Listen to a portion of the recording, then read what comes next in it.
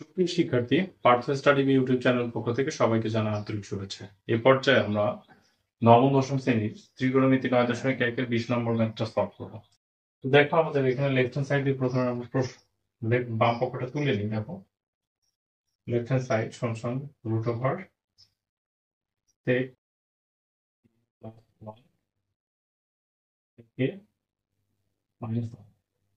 তো আমরা এর আগে যখন 19 নম্বর ম্যাথটা সলভ করছিলাম তখন একটা গুরুত্বপূর্ণ কথা তোমাদের বলে দিয়েছিলাম যে এই ধরনের ম্যাথগুলোর লব যেটা থাকবে সেইটা দিয়ে লব এবং হরকে গুণ করে দিবে।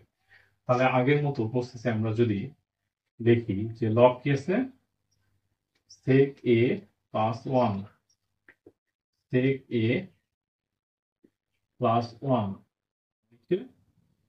sec a minus 1 sec a plus 1।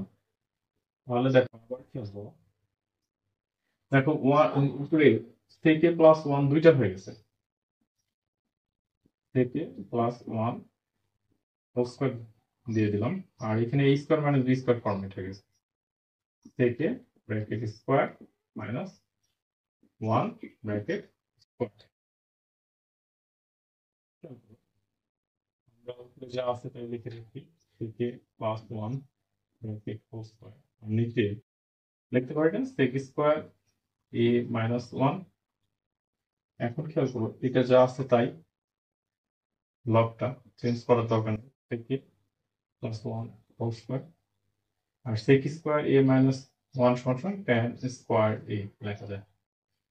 আচ্ছা, এখন স্কয়ার রুট বাদ দিয়ে দাও, তাহলে কি থাকে sec a plus 1 divided by এখানে কি cot স্কয়ার,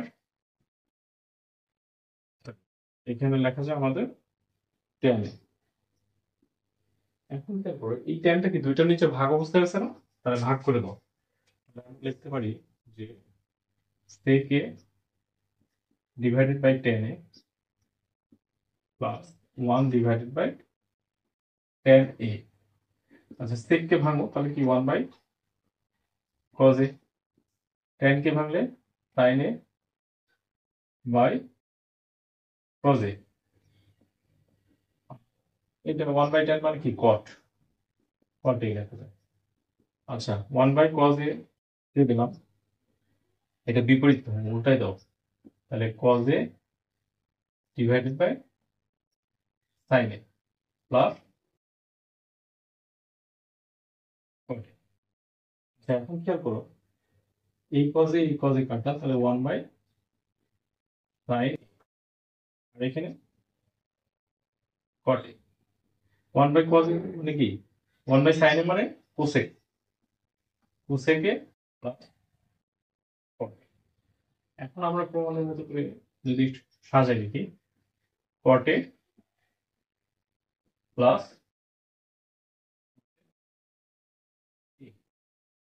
শিক্ষার্থী দেখো আমাদের প্রমাণটা কিন্তু মিলে গেছে। আমার আসলে বোর্ডে জায়গা নাই, সেই জন্য আমি left hand side right hand side প্রুফটা লিখতে পারলাম না, তোমরা অবশ্যই লিখে নিবে।